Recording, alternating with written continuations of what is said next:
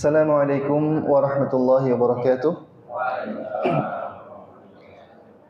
Innal hamdalillah nahmaduhu wa nasta'inu wa nastahdi wa natubu ilaih wa na'udzu billahi min syururi anfusina wa min sayyiati a'malina. May yahdihillahu fala mudilla lahu wa may yudlilhu fala hadiya lahu. Asyhadu an la ilaha la syarika lahu wa asyhadu anna Muhammadan abduhu wa rasuluhu la nabiyya ba'dah. Allahumma shalli wa sallim wa barik ala nabiyyina Muhammad wa ala alihi wa sahbihi wa man tabi'ahum ila yaumil qiyamah. Amma ba'd, alhamdulillah Bapak Ibu hadirin dan hadirat yang saya hormati. Kembali kita memuji syukur kepada Allah Ta'ala atas limpahan karunia dan nikmatnya yang begitu banyak Allah berikan kepada kita. Sampai saat ini Allah Ta'ala masih berikan kesempatan kepada kita untuk melaksanakan ketaatan-ketaatan. Allah masih istiqomahkan kita dengan berbagai macam ketaatan. Semoga istiqomah ini kita bawa sampai kita menemuinya. Salawat serta salam tidak dapat tercurahkan kepada junjungan kita Nabi besar Muhammad sallallahu alaihi wasallam, kepada keluarga beliau, sahabat-sahabat beliau, serta orang-orang yang mengikuti beliau sampai hari kiamat.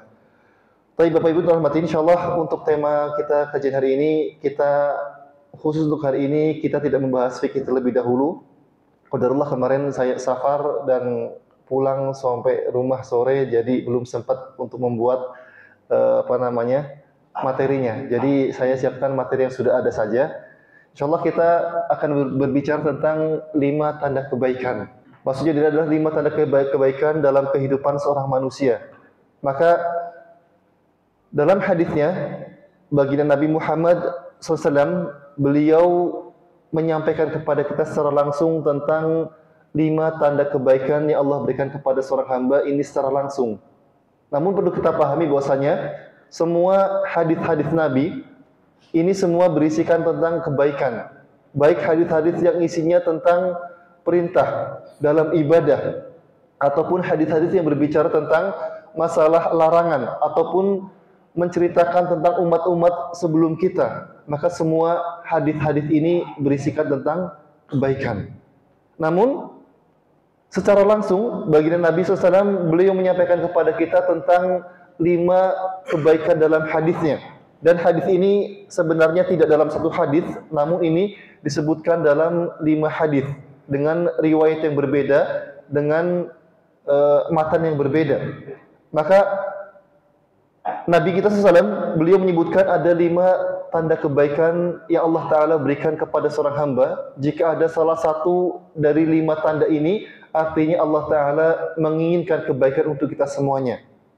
Kalau ada 5-5-nya, maka ini sempurna kebaikan yang Allah berikan kepada kita semuanya. Baik, Bapak Ibu terhormati, apa kebaikan ini? Maka kebaikan yang pertama adalah yang disebutkan dalam hadis dari sahabat Muawiyah bin Abi Sufyan, bahwasanya baginda kita Nabi Muhammad SAW, beliau bersabda, "Man yuridillahu bi khairan yufaqihu fid din." Barang siapa yang Allah Ta'ala kehendaki baginya kebaikan, maka Allah Ta'ala akan pahamkan yang bersangkutan tentang masalah agama. Maka kebaikan yang tercakup dalam agama ini adalah kebaikan yang total. Kebaikan dalam kehidupan bermasyarakat, kebaikan dalam masalah individu, kebaikan dalam masalah rumah tangga, kebaikan dalam dunia, dan kebaikan dalam masalah akhirat. Maka semua kebaikan ini bersumber dari agama.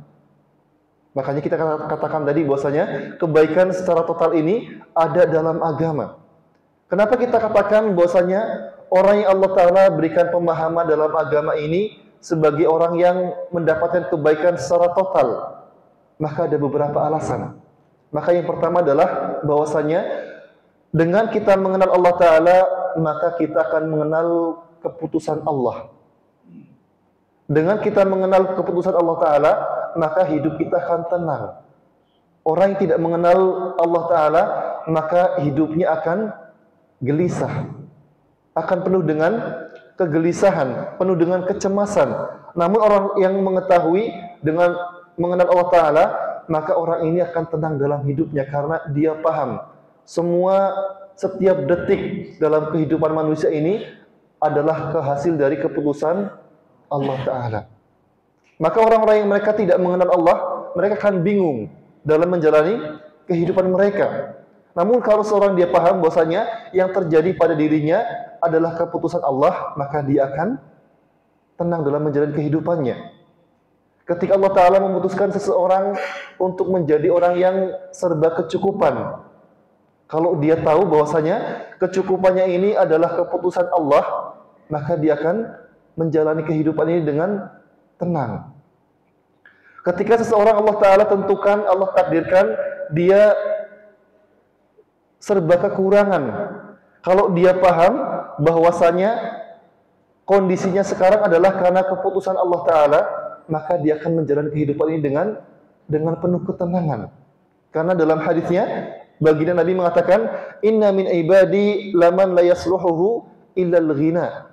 Kata Allah Ta'ala, di antara, dalam hadis qudsi Nabi kita menyatakan bahwasanya di antara hamba-hambaku manusia ada orang yang memang tidak layak kecuali dia hidup dengan kondisi kaya.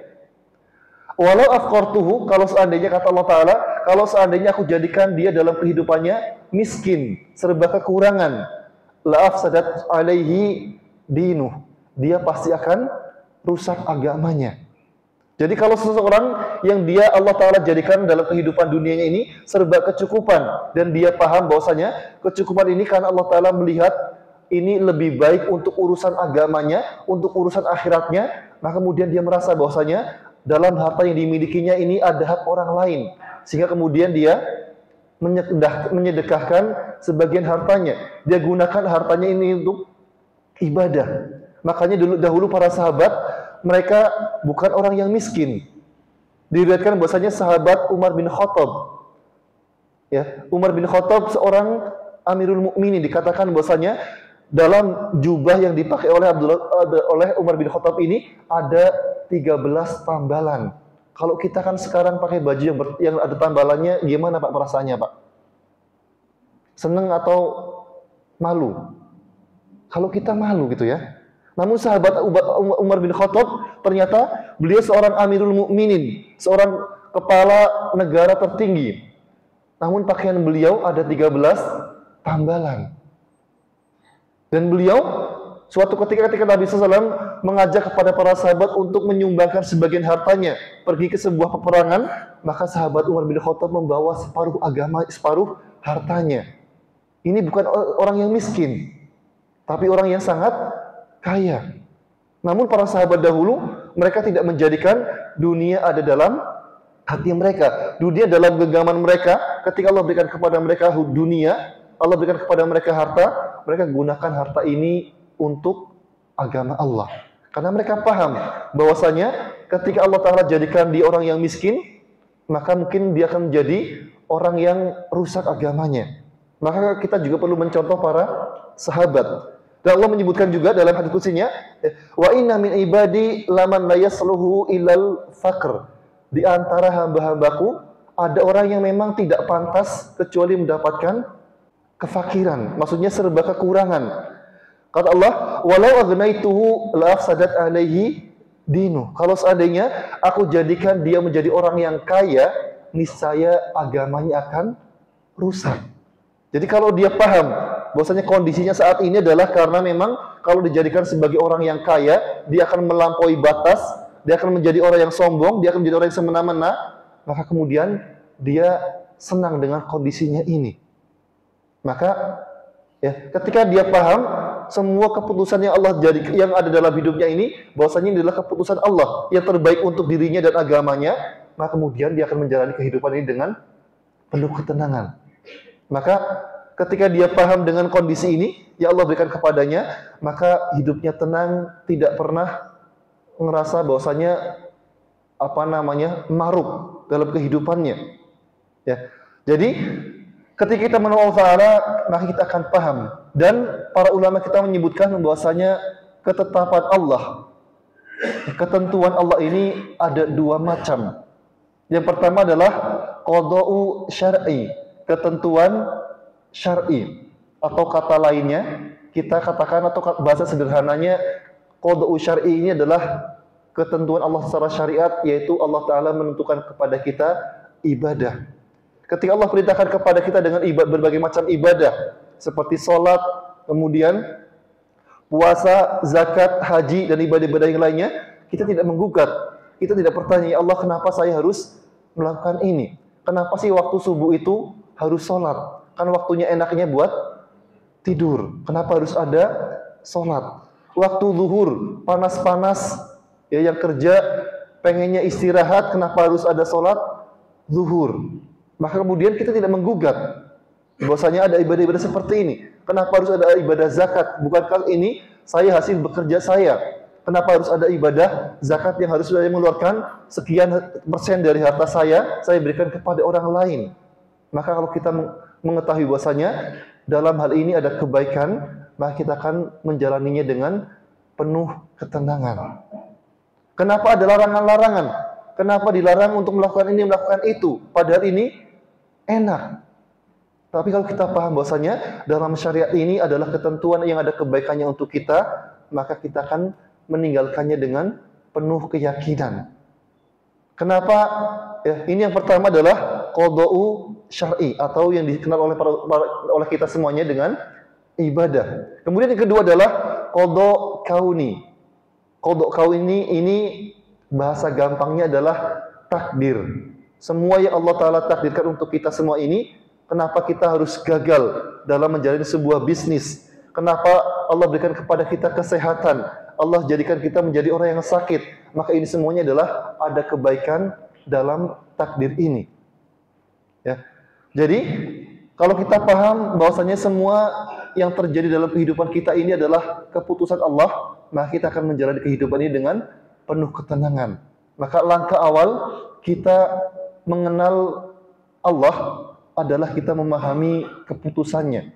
Kalau kita memahami keputusan Allah Ta'ala, maka kita akan menjalani kehidupan ini dengan penuh ketenangan. Maka orang yang mereka mengenal Allah akan menjalani kehidupan ini dengan penuh ketenangan. Jadi kebaikan yang pertama yang didapatkan ketika seorang paham dengan ilmu agama ini adalah bahwasanya dengan kita mengenal Allah, kita akan menjalani kehidupan dengan tenang. Kemudian yang kedua adalah bahwasanya di antara kebaikan yang kedua, kenapa agama ini, orang yang paham dengan agama ini, dia mendapatkan kebaikan. Yang kedua adalah karena agama ini adalah petunjuk. Ya. Ketika kita membuka Al-Quran pertama kali di lembaran pertama, kita melihat ya Allah Ta'ala berfirman, "Dzalikal kitabu la raiba fihi hudal lil muttaqin." Inilah kitab yang tidak ada keraguan di dalamnya. Hudal lil muttaqin, yang Allah jadikan sebagai petunjuk bagi orang-orang yang bertakwa. Maka Allah sudah menjelaskan, menyebutkan bahwasanya Al-Quran ini adalah hudan, adalah petunjuk. Maka kita semuanya punya tujuan. Hidup ini tujuan kita apa, Pak? Apakah mencari kekayaan? Mencari dunia? Mencari jabatan? Atau tujuan kita surga, Pak? Surga. Kita sepakat semuanya ditanya di sini, tujuan kita apa sih? Kita semua mengatakan tujuan kita adalah surga. Nah, maka kalau kita ingin menuju ke surga ini, menuju kampung halaman kita, karena dulu nenek moyang kita Nabi Adam alaihissalam tempat awalnya adalah surga. Maka kita ingin kembali ke kampung kita. Sekarang kalau umpamanya ya kita ingin menuju ke sebuah tempat, kita tidak punya petunjuk, maka kita akan tersesat. Maka begitu juga Allah jadikan agar orang mukmin dia bisa kembali ke tempat tujuan awalnya, yaitu surga. Maka Allah kemudian berikan petunjuk kepada kita, yaitu Al-Quran. Maka orang-orang yang mereka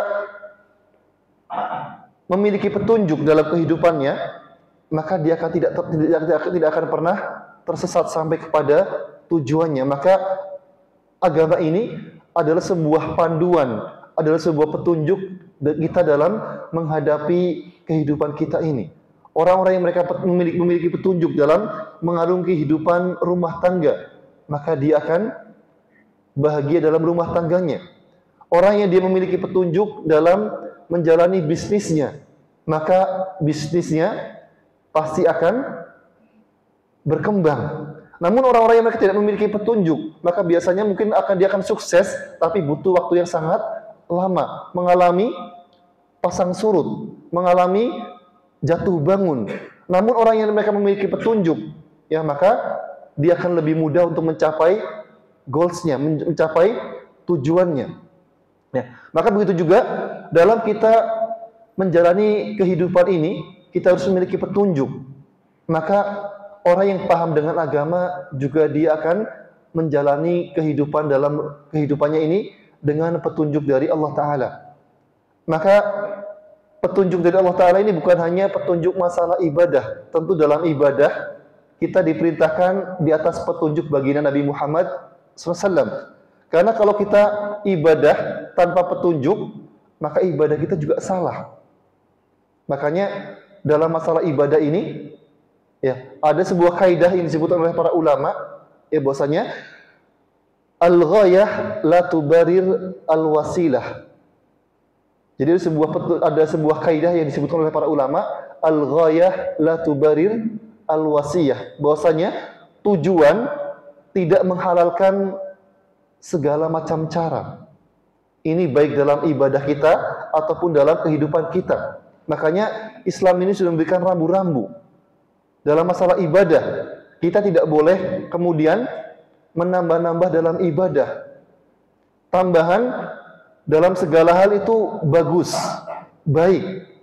Ya, ketika kita ibu-ibu biasanya belanja ke pasar atau ke warung, ketika kita beli buah-buahan, beli jeruk 1 kilo, beli salak 1 kilo, sama penjualnya ditambahi timbangannya 1 kilo jadi 1 kilo 2 on. Ini baik atau buruk, Bu?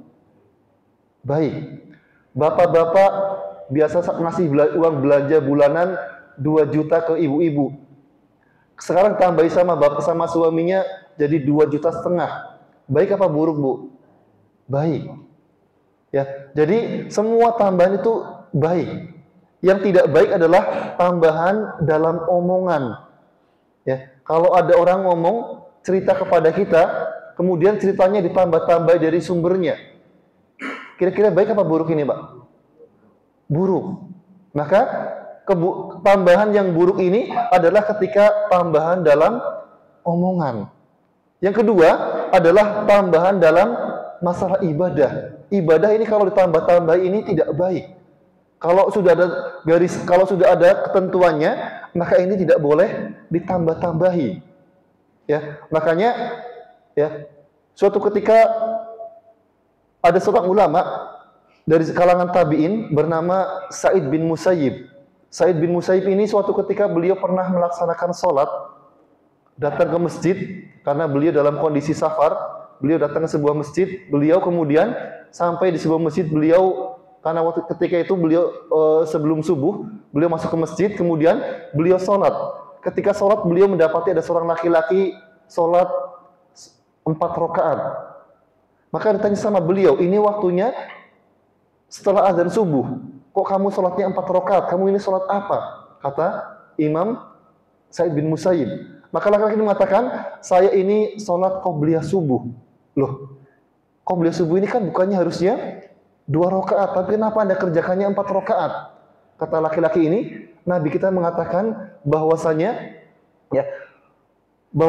rakaat al-fajri khairu minad dunya wa ma fiha. Salat sebelum subuh, 2 rakaat sebelum subuh ini lebih baik daripada dunia seisinya.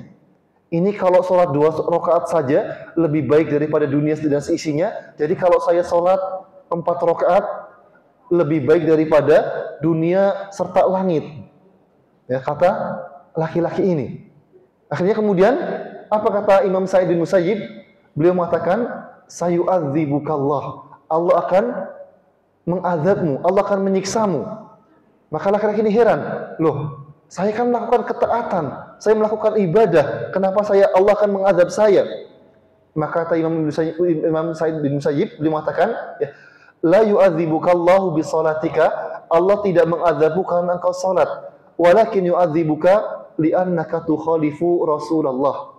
Kata beliau, ya, Allah tidak mengazabmu karena salatmu, tapi Allah Ta'ala mengazabmu karena engkau menyelisihi perintah Nabi. Nabi perintahkan kepada kita salat qobliyah subuh ini adalah 2 rakaat, bukan 4 rakaat, tapi engkau mengerjakannya dengan 4 rakaat. Jadi tambahan dalam ibadah ini Ini sesuatu yang tercela.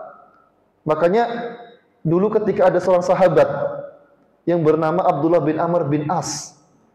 Abdullah bin Amr bin As ini seorang sahabat yang ibadahnya sangat kuat. Dia sepanjang hari, ketika siang hari, beliau berpuasa setiap hari. Sampai berbulan-bulan beliau puasa terus. Kemudian di malam hari, beliau gunakan malamnya untuk sholat qiyamul lail. Dari waktu Isya sampai waktu subuh.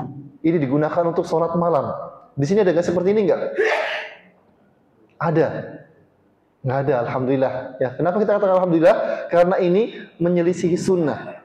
Sampai kemudian, ya, karena saking rajinnya ibadah ini, istri dari Abdullah bin Amr bin As ini mengeluh kepada Nabi, ya Rasulullah, suamiku ini setiap hari itu puasa terus. Ya, kemudian kalau malam itu sholat malam terus. Saya tidak pernah disentuh, saya tidak pernah diajak bicara oleh suamiku. Maka akhirnya kemudian Nabi SAW memanggil Abdullah bin Amr bin As. Beliau katakan, wahai Abdullah, kalau kamu ingin puasa, maka puasalah dalam 1 bulan cukup 3 kali saja, 3 hari saja. Kemudian Abdullah bin Amr bin As mengatakan, saya tambahkan, wahai Rasulullah, tambahkan lagi, jangan cuma 3 hari saja. Saya masih kuat dengan yang lebih dari itu. Maka Nabi mengatakan, kalau gitu puasalah setiap hari Senin dan Kamis. Abdullah bin Amr bin As masih mengatakan, tambahkan lagi, wahai Rasulullah, saya masih kuat dengan lebih daripada ini. Maka Nabi mengatakan, sum sauma akhi Daud. Kalau gitu puasalah dengan puasanya saudaraku, yaitu Nabi Daud alaihissalam. 1 hari puasa, 1 hari tidak. Namun Abdullah bin Amr bin As mengatakan, tambahkan lagi wahai Rasulullah. Nabi mengatakan tidak. Ya, ini yang paling tinggi adalah puasa sunnah, yang paling tinggi adalah puasanya Nabi Daud alaihissalam. Kamu tidak boleh lebih daripada ini. Kemudian Nabi mengatakan, kalau kamu ingin sholat malam, maka gunakanlah 1/3 malam terakhir. Abdullah bin Amr bin As mengatakan, tambahkan lagi. Nabi mengatakan 1/3-nya. Kemudian masih menambahkan lagi, setengahnya. Kalau Nabi mengatakan jangan lebih dari separuhnya. Ini kalau dikerjakan tiap malam. Karena Nabi mengatakan istrimu itu punya hak, ingin diajak bicara oleh dirimu. Matamu itu punya hak untuk istirahat, untuk tidur. Maka jangan gunakan untuk begadang melaksanakan ketaatan terus. Maka dalam hal ini, orang yang berlebih-lebihan dalam masalah ibadah ini sesuatu yang tercela. Gunakan ibadah semampu kita. Tapi dalam momen tertentu, seperti momen malam-malam 10 malam terakhir, kita fokus ibadah semalam suntuk nggak tidur, boleh. Atau ketika kita sedang melaksanakan haji atau umroh, di sana adalah waktu yang dimana Allah melipat gandakan pahala. Kita di sana ibadah full ibadah, nggak masalah. Tapi kalau sepanjang tahun kita gunakan seperti ini terus, ini sesuatu yang tercela. Karena Nabi SAW mengatakan, alaikum hadiyan qasidan. Dalam beribadah kalian harus yang sederhana saja, nggak usah terlalu berlebih-lebihan. Kecuali dalam momen-momen di mana Allah Ta'ala melipat gandakan pahala bagi kita semuanya. Jadi orang yang mengetahui petunjuk, maka dia akan selamat dalam kehidupannya. Nah, kemudian yang selanjutnya adalah bahwasanya agama ini membersihkan kita, membersihkan jiwa kita, membersihkan kita dari kebodohan.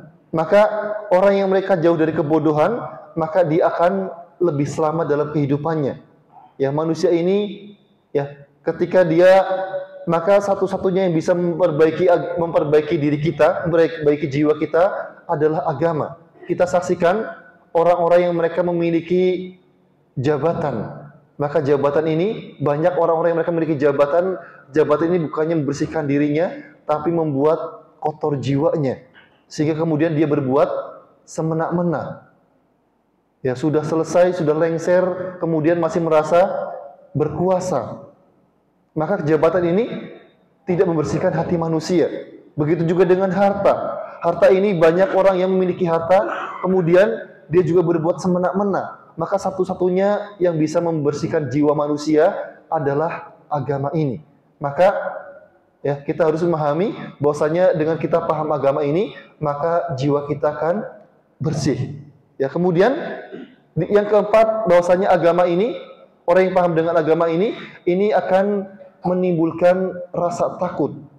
Ya, orang-orang yang mereka paham dengan agama, mereka tidak melakukan keburukan, ya, karena agama ini menghalangi mereka paham bahwasanya kehidupan ini bukan hanya di dunia saja. Ya, kehidupan ini ada kehidupan yang kedua nanti, dan kehidupan kedua ini lebih panjang daripada kehidupan dunia. Maka ketika dia mengetahui bahwasanya akan ada hari pembalasan, akan ada kehidupan yang lebih panjang, maka kemudian orang ini akan mengambil seperlunya dari dunianya. Dia mengambil yang halal, yang haram dia tinggalkan. Maka agama ini akan menjadikan seorang memiliki rasa takut. Orang berbuat semena-mena karena dia tidak memiliki rasa takut. Ya, ketika seorang naik kendaraan, naik mobil, dia yakin tidak ada polisi, tidak ada tilang pakai kamera, maka dia ketika berkendara tidak pakai sabuk pengaman, tidak pakai helm. Tapi ketika dia tahu di depannya ada tilang elektronik, di depannya ada polisi, kira-kira masih berani nggak pakai helm? Mas Harul berani nggak, Mas, berangkat kantor nggak pakai helm? Hah? Pakai mobil. Kalau naik motor berani nggak? Nggak berani. Ya. Naik mobil nggak pakai sabuk pengaman berani nggak? Nggak berani. Kenapa? Karena di depan kita ada sesuatu yang kita takuti. Maka begitu juga dengan orang yang dia paham dengan agama, maka dia paham bahwasanya akan ada kehidupan kedua, yang mana kehidupan ini sangat panjang sekali, sehingga kemudian, dan ini adalah hari pembalasan, maka dia akan paham bahwasanya dia akan takut, dia akan meninggalkan segala macam yang haram. Ya, tapi ini kebaikan yang pertama adalah seseorang dipahamkan dalam masalah agama. Kemudian kebaikan yang kedua yang Allah berikan kepada seorang hamba adalah kebaikan berupa kesabaran dalam musibah. Dalam hadis dari sahabat Abu Hurairah, Nabi kita bersabda, "Man yuridillahu bi khairan yusib minhu." Barang siapa Allah Ta'ala berikan kebaikan kepadanya, Allah Ta'ala akan uji ia di dunia. Maka yang kedua ini, ya, bahwasanya kita tidak boleh memandang negatif sebuah ujian yang Allah berikan kepada kita. Karena ujian ini ada kebaikan di dalamnya. Ya, apa kebaikan dalam sebuah ujian ini? Maka minimal ada 3 kebaikan yang didapatkan seseorang ketika dia diuji oleh Allah Ta'ala. Yang pertama adalah bahwasanya ujian ini bisa memperbaiki seseorang. Ya, ada orang-orang yang dalam kehidupannya begitu nakal. Ya, ketika masih muda, suka keluyuran, berangkat sekolah pagi, pulangnya malam. Ya, berangkat dari rumah, berangkat sekolah, tapi nggak sampai sekolahan. Ada yang kayak gini nggak? Dulu. Ada. Ada ya. Ada yang seperti ini. Mungkin kita atau anak kita. Ya ada. Ya. Saya punya pesantren. Di pesantren saya itu dulu ada anak berangkat dari rumah itu izinnya berangkat ke pesantren. Tapi tahu-taunya, ya, dia mampirnya beloknya nggak ke pesantren, tapi beloknya ke rumah temennya. Ya, ke rumah temennya, di situ main game, Jadi pas kita tanyakan ke orang tuanya, "Pak, ini anaknya kemana? Nggak pernah masuk." "Ya Ustadz, ini anak saya tiap hari berangkat izin, minta duit, mau ke pesantren, mau belajar. Tapi kok kata Ustadz nggak pernah masuk." Akhirnya setelah kita selidiki, ternyata beloknya bukan ke pesantren, tapi beloknya ke rumah temennya, jalan-jalan. Ya, maka dalam hal ini, ini sebuah ujian. Ya, jadi umpamanya adalah seperti, namun ketika di satu masa kita mengalami kesadaran bahwasanya ketika kita diuji dengan sesuatu, kemudian kita berubah menjadi orang yang lebih baik. Ada orang-orang yang dalam kehidupannya dia suka mabuk-mabukan, kemudian ditimpakan dengan sebuah penyakit, dia baru sadar bahwasanya ini adalah dari ujian dari Allah Ta'ala. Ya, akhirnya kemudian diuji dengan sebuah musibah, dia tertimpa musibah, kemudian dia menjadi sadar ternyata ini adalah sebuah keburukan karena efek dari perbuatan buruknya. maka kemudian dia berubah menjadi orang yang baik. Ya, maka dalam hal ini yang pertama bahwasanya musibah ini bisa memperbaiki seseorang. Kemudian yang kedua adalah bahwasanya musibah ini adalah sebuah ujian yang bisa menghapuskan dosa-dosa manusia.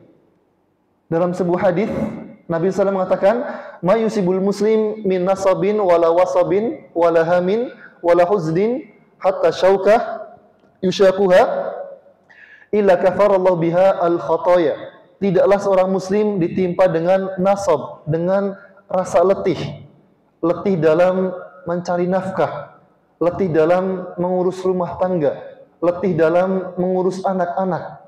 Ya. Wala wasabin, tidak pula capek. Ya. Wala hamin, dan tidak pula rasa sedih, ya, tidak pula rasa was-was. Wala huzdin, dan tidak pula rasa sedih. Hatta syaukah, sampai kemudian kata Nabi, sampai tertusuk duri. Illa kafarallahu biha al-khotoya, kecuali hal ini akan menjadi apa namanya? Menjadi penghapus dari dosa-dosa kita. Ya, jadi bahkan ada sebuah asar yang mengatakan bahwasanya, ya, kalau tidak salah kata Imam Ibnu Qayyim, beliau mengatakan seperti ini. Ada dosa-dosa yang tidak Allah Ta'ala hapuskan kecuali dengan rasa letih dalam kita mencari rizki untuk keluarga kita. Bagi ibu-ibu juga dikatakan bahwasanya ada sebuah dosa yang tidak bisa dihapus kecuali dengan letihnya mengurus rumah tangganya. Ya, jadi ya, kadang kita diuji dengan berbagai macam hal, dengan anak yang tidak nurut kepada kita, dengan pasangan yang tidak sesuai dengan ekspektasi kita. Kita ya, karena terutama di zaman kita sekarang ini, sekarang zaman fitnah sosial media, yang ditampilkan oleh orang adalah yang mesra-mesra, yang baik-baik. Kemudian kita ngelihat, kok pasangan saya nggak kayak yang di TikTok, kok pasangan saya nggak kayak yang di Instagram. Kayak yang di Instagram itu ya suka ngajak jalan-jalan, suka ngajak makan, ngasih duit belanjaannya banyak gitu kan. Pasangannya katanya bohai gitu ya. Kok yang ini nggak kayak yang di Instagram, nggak kayak yang di TikTok. Kok nggak sesuai dengan ekspektasinya ya? Kok seperti ini ya? Ya. Kok suami saya tidurnya ngorok gitu ya? Kok istri saya nggak kayak artis-artis gitu ya. Maka kemudian ini apa namanya? Ujian buat kita gitu ya. Maka dalam hal ini ya, kalau kita sabar, maka ini menjadi sebuah penghapus dosa bagi diri kita. Ya. Atau kita kemudian diuji dengan kesakitan. Ya, diuji kemudian bentar-bentar sakit, bentar-bentar masuk rumah sakit ya. Kalau enggak kita yang sakit, istri kita sakit, kemudian kita ketika bisnis mengalami kerugian, bangkrut, ya. Baru bisnis sebentar, kok jualan kok nggak laku-laku ini padahal sudah melakukan berbagai macam hal, kok masih tidak seperti ekspektasi kita. Ya, maka dalam hal ini, kalau kita sabar, maka ini menjadi sebuah apa namanya, pahala bagi kita, menghapuskan dosa-dosa kita. Ya, Ustadz, berarti kalau umpamanya orang tetangga saya itu kok sering dapat ujian ya? Kemarin anaknya masuk rumah sakit, kemudian bisnisnya bangkrut, berarti orang ini banyak dosanya Ustadz. Enggak. Ujian ini enggak selalu berhubungan dengan dosa. Kadang ujian ini sebagai yang ketiga, sebagai untuk Allah ingin meninggikan derajat kita. Jadi kadang Allah Ta'ala meninggikan derajat seseorang ini bukan dengan ibadah, tapi dengan berupa ujian. Sebagaimana dahulu, ya, kalau seandainya orang yang banyak ujiannya adalah orang yang banyak dosanya, tentu para nabi dahulu adalah orang yang paling banyak dosanya. Tapi kita paham, nabi ini adalah orang yang paling banyak pahalanya. Namun ternyata semakin banyak pahalanya ini, semakin banyak ujiannya. Ya, bahkan dulu Nabi SAW dikatakan bahwasanya baginda Nabi setelah wafatnya Khadijah, setelah wafatnya Abu Talib, ya, itu Nabi ketika sholat itu sering dilempari kotoran oleh istri Abu Lahab. Ya, dibawakan jeruan unta, kemudian ketika Nabi sholat itu ditumpukan di atas dirinya, ditaruh kotoran onta. Ini ujian, ya. Atau bahkan ketika baginda Nabi SAW, ya, beliau ingin berangkat melaksanakan sholat, ya. Ketika pagi subuh beliau ingin sholat di depan Ka'bah, maka kemudian di jalannya ini dikasih duri-duri, sehingga kemudian kaki Nabi tertusuk duri. Maka ini sebuah ujian. Apakah ini karena Nabi berdosa? Tidak, namun Allah Ta'ala ingin meninggikan derajat baginda Nabi Muhammad SAW. Jadi kalau kita melihat ada saudara kita kok sering dapat ujian, nah, jangan kita katakan bahwasanya ini banyak dosanya. Ya, tapi kita katakan mungkin Allah sedang ingin meninggikan derajatnya. Ya, karena kita ingin bahwasanya kalau kita menuduh orang lain, oh ini banyak musibahnya, berarti ini banyak dosanya. Maka ini sebuah kesalahan, ini menjadi dosa untuk kita. Jadi kebaikan yang kedua adalah Allah Ta'ala uji di dunia. Dan ujian ini memiliki 3 fungsi. Pertama, untuk memperbaiki diri kita. Kedua, tadi apa? Sebagai ampunan. Yang ketiga, sebagai untuk meninggikan derajat seseorang di akhirat nanti. Ya, kemudian yang ketiga, kebaikan yang ketiga adalah ketika Allah Ta'ala segerakan hukuman seseorang. Nabi kita dalam hadis dari sahabat Anas bin Malik, Nabi bersabda, "Idza aradallahu bi 'abdin khairan ajjala lahu 'uqubatahu fid dunya." Jika Allah Ta'ala menginginkan kebaikan untuk seorang hamba, Allah akan segerakan hukumannya di dunia. Wa idza arada bi 'abdi syarran amsaka anhu al-'uqubah. Namun ketika Allah Ta'ala menginginkan keburukan bagi seseorang, maka Allah Ta'ala akan tahan hukumannya hatta yuwafiyahu yaumal qiyamah, sampai Allah kemudian penuhi hukumannya di akhirat. Ya. Jadi di antara tanda kebaikan adalah Allah Ta'ala segerakan hukumannya di dunia. Maka jamaah terhormati, ya, setiap perbuatan dosa ini pasti akan Allah Ta'ala hukum, baik hukumannya di dunia ataupun di akhirat. Ya, tadi kita katakan bahwasanya di antara bentuk penghapusan dosa adalah ketika seseorang ini mendapatkan musibah.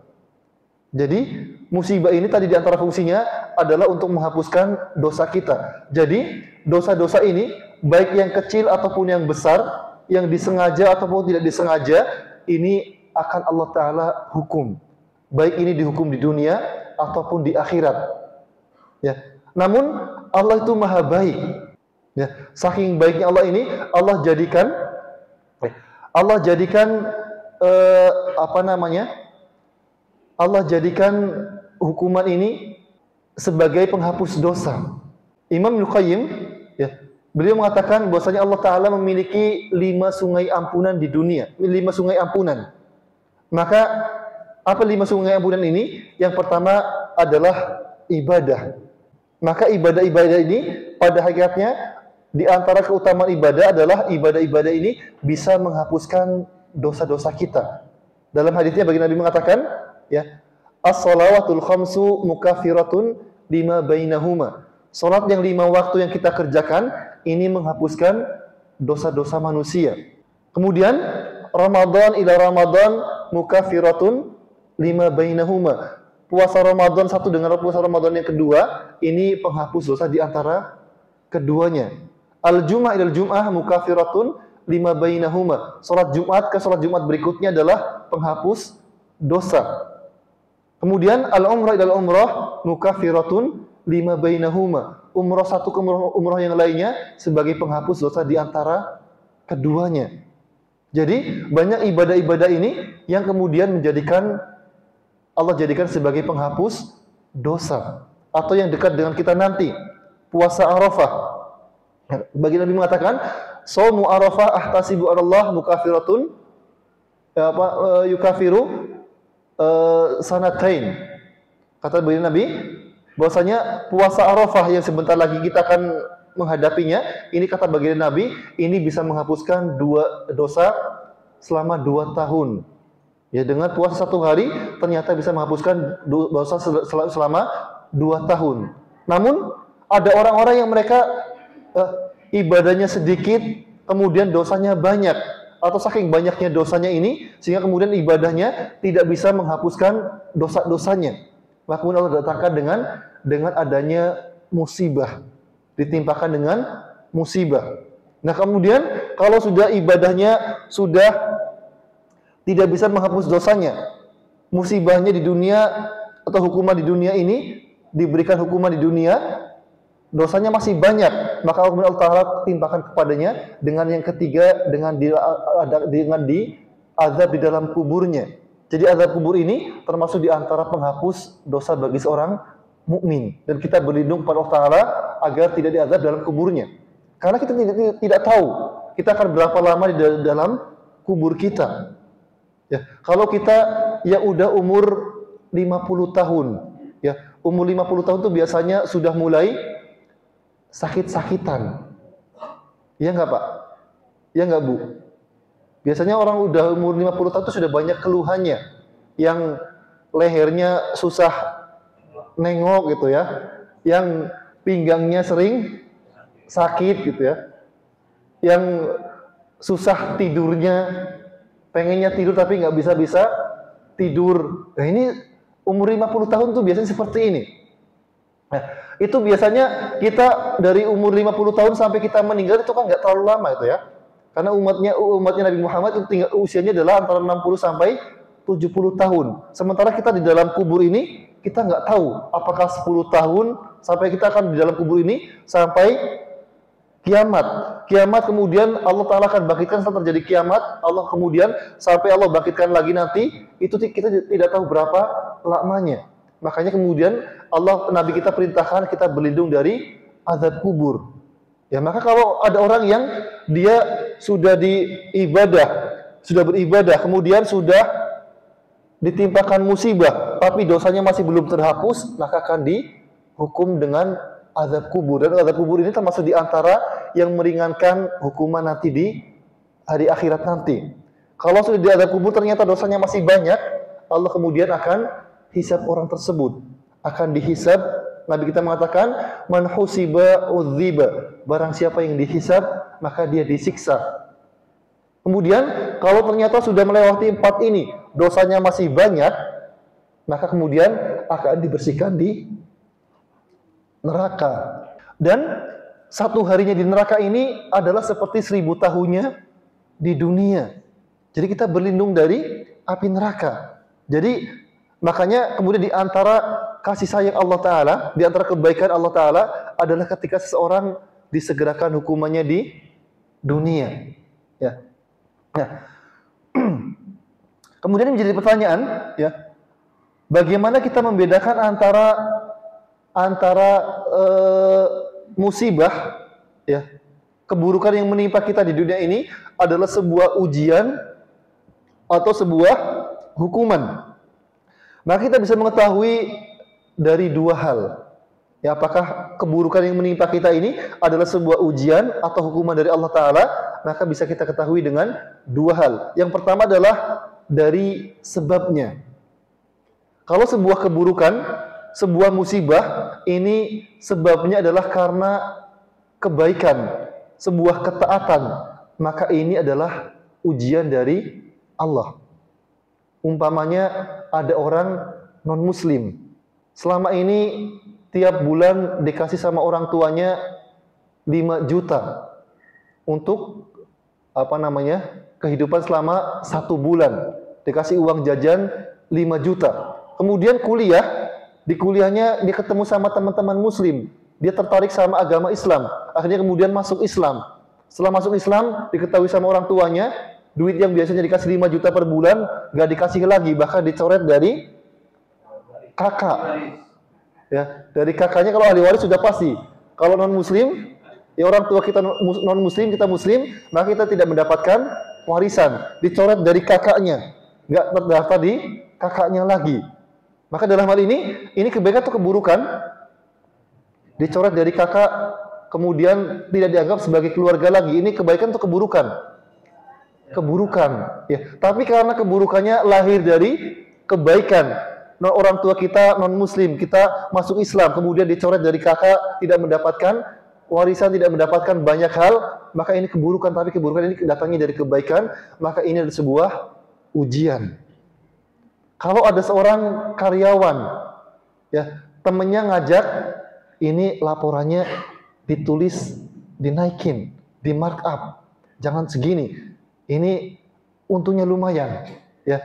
Kita nanti buat laporannya harga belinya 1 juta, naikkan jadi 1,5 juta. Ya, ini kebaikan atau keburukan? Keburukan. Tapi kemudian kita mengatakan bahwasanya enggak, saya ini perbuatan dosa, ini termasuk korupsi, ini sesuatu yang dilarang, ini bukan kejujuran, saya tidak mau. Kemudian teman kita membuat fitnah. Kita difitnah, kemudian kita dimutasi atau kita dipecat dari pekerjaan kita, maka kemudian ini maka ini sebuah keburukan. Tapi kalau keburukan ini datang dari sebuah kebaikan, kita dipecat karena kita mempertahankan, karena di negara kita ini banyak orang-orang yang baik, yang kemudian orang-orang baik ini tidak mendapatkan kebaikan, tapi malah mendapatkan keburukan, ya. Karena orang-orang buruk ini mereka ingin orang yang sama seperti mereka. Dalam lingkungan mereka harus sama seperti mereka agar mereka mendapatkan keuntungan. Maka dalam hal ini, ketika kita mendapatkan sebuah keburukan dari kebaikan yang kita kerjakan, maka ini adalah sebuah ujian dari Allah. Ya. Maka kalau ini sebuah kebaikan, maka kita bersabar. Ya. Kalau sebuah keburukan, maka kita perlu keburukan yang datangnya dari keburukan, maka ini ada sebuah hukuman dari Allah Ta'ala. Ketika ada orang yang biasa hobinya pas masih muda, hobinya adalah mabuk-mabukan. Kemudian ketika di masa tuanya dia sakit-sakitan, maka dalam hal ini, maka sakit ini adalah sebuah hukuman dari Allah. Ada orang mencuri, setelah mencuri dipotong tangannya, maka ini sebuah keburukan. Tapi keburukan ini datangnya dari sebuah keburukan, maka kita beristighfar, kita bertaubat kepada Allah Ta'ala. Kemudian yang kedua adalah dengan bagaimana kita menghadapi keburukan tersebut. Maka kalau ini adalah sebuah ujian dari Allah Ta'ala, maka Allah Ta'ala akan mampukan kita untuk menghadapinya. Ya. Adapun jika ini sebuah hukuman, maka Allah Ta'ala akan berlepas dari dirinya, dan Allah Ta'ala biasanya orang-orang yang mendapatkan hukuman dari Allah Ta'ala ini dia tidak akan mampu untuk menghadapinya. Makanya banyak orang yang dia terlilit dengan judol, terlilit dengan pinjol, ya. Kemudian akhirnya mengakhiri hidupnya dengan bunuh diri. Namun seorang mukmin, ya, ketika dia terlilit dengan sebuah musibah, dan musibah ini sebuah ujian dari Allah Ta'ala, maka dia akan mampu untuk menghadapinya dengan penuh semangat. Allah Ta'ala akan berikan kepadanya jalan keluar. Tapi kalau orang-orang yang mereka tidak mengenal agama, atau Allah Ta'ala hukum mereka dengan hukuman seperti ini, maka mereka akan mengakhiri hidupnya dengan sesuatu yang tidak baik. Allah Ta'ala tinggalkan orang tersebut. Nah, kemudian kebaikan yang selanjutnya, yang keempat adalah dengan mendayagunakannya. Dalam hadis, yang kebaikan yang keempat adalah mendayagunakannya. Dalam hadis dari sahabat Anas bin Malik, Nabi bersabda, "Idza aradallahu bi 'abdin khairan ista'malah." Jika Allah Ta'ala menginginkan kebaikan untuk seorang hamba, maka Allah Ta'ala akan mendayagunakannya. Para sahabat bertanya, "Wa kaifa yasta'milu ya Rasulullah?" Bagaimana Allah mendayagunakannya? Maka Nabi kita mengatakan, "Yuwaffiquhu li amalin salih qabla al-maut, tsumma yaqbidu alaih." Allah Ta'ala akan memberikan taufik kepadanya untuk beramal salih, kemudian Allah Ta'ala cabut dalam kebaikan tersebut.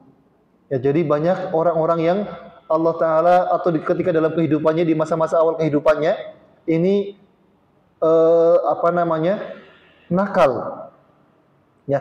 Kemudian Allah wafatkan dalam kondisi husnul khotimah, sebagaimana dalam hadis, ya, yang Nabi sebutkan ketika Nabi menceritakan tentang orang yang membunuh 100 manusia, ya. Allah sebutkan, Allah kemudian kirimkan kepada orang yang membunuh 100 orang ini 3 malaikat, ya, malaikat rahmat, malaikat azab, dan malaikat pencabut nyawa. Kemudian, ya, ini sering saya sampaikan, ya, hanya kemudian Allah katakan kepada bumi untuk mendekat sejauh 1 jengkal kepada kamu kebaikan. Akhirnya kemudian nyawa laki-laki ini dibawa oleh malaikat kebaikan. malaikat rahmat, padahal seumur hidupnya dia tidak melakukan kebaikan. Namun Allah kemudian berikan taufik kepada laki-laki ini untuk berbuat kebaikan di sisa hidupnya, dia bertaubat, akhirnya kemudian dia dibawa oleh malaikat rahmat, sehingga kemudian menjadi orang yang husnul khatimah. Makanya di antara doa sahabat Abu Bakar, beliau berdoa, Allahumma ja'al khaira umri akhirah. Ya Allah, jadikanlah usia terbaikku adalah di akhirnya. Wa khairu amali khawatimah. Dan jadikan sebaik-baik amalku adalah di penghujungnya, di akhirnya. Wa khairu ayami wa khairu yaumi alqaka fi. Dan hari terbaikku adalah hari di mana aku bertemu dengan dirimu. Makanya dulu Imam Malik, beliau menceritakan kepada kita bahwasanya orang-orang Madinah, ya, ketika mereka masih muda, mereka merantau kemanapun mereka inginkan. Mereka pergi. Kemudian ketika mereka sudah mencapai usia 40 tahun, mereka kembali ke Madinah, mereka kemudian tapi mereka semakin dekat dengan Masjid Nabawi. Maka kita yang sudah berusia 40 tahun, ini sebuah lampu kuning dari Allah Ta'ala, kita sebaiknya semakin mendekat kepada Allah. Ya. Kemudian, ya, kalau sudah usia 60 tahun, kok kita masih disibukkan dengan urusan dunia, kita tidak peduli dengan akhirat, maka ini artinya kita perlu khawatir, jangan-jangan Allah sudah berlepas diri dari kita. Kalau sudah usia 40 tahun, ini artinya sudah lampu kuning. Sebaiknya kita semakin mendekat dengan Allah. Ya. Tapi kalau dari muda kita sudah mulai untuk beribadah, ini punya keistimewaan sendiri. Seseorang dikatakan muda itu kalau masih di bawah usia 40 tahun. Jadi dalam agama Islam itu ada namanya syabab. Syabab ini adalah usia dari usia balik sampai usia 40 tahun. Dan Nabi kita mengatakan di antara 7 golongan yang akan mendapatkan naungan pada hari kiamat nanti adalah syabun nasya'a fi ibadatillah. Seorang pemuda yang dia tumbuh dalam ibadah kepada Allah. Jadi kalau sebelum 40 tahun sudah rajin ibadah, ini kebaikan sendiri. Tapi kalau sudah 40 tahun, maka sebaiknya sudah diberikan lampu kuning sama Allah, kamu usianya sebentar lagi. Maka banyak-banyaklah melakukan kebaikan. Ya, kalau sudah 60 tahun, maka ini sudah lampu merah. Kalau sudah 60 tahun kok masih banyak melakukan dosa, tidak peduli dengan agamanya, maka ini kita perlu istighfar. Jangan-jangan Allah sudah berputus dari kita. Ya, maka yang keempat adalah bahwasanya Allah Ta'ala mendaya gunakan kita, Allah jadikan usia kita menjadi usia terbaiknya adalah di usia akhir kita. Kemudian yang kelima, kebaikan yang kelima adalah Allah jadikan lemah lembut. Ya, Nabi kita dalam hadisnya dari Aisyah radhiyallahu anha mengatakan, "Idza aradallahu bi ahli baitin khairan adkhala 'alaihim rifqa." Jika Allah Ta'ala menginginkan kebaikan untuk seorang keluarga, sebuah keluarga, maka Allah Ta'ala akan berikan dalam keluarga ini penuh dengan kelemah lembutan.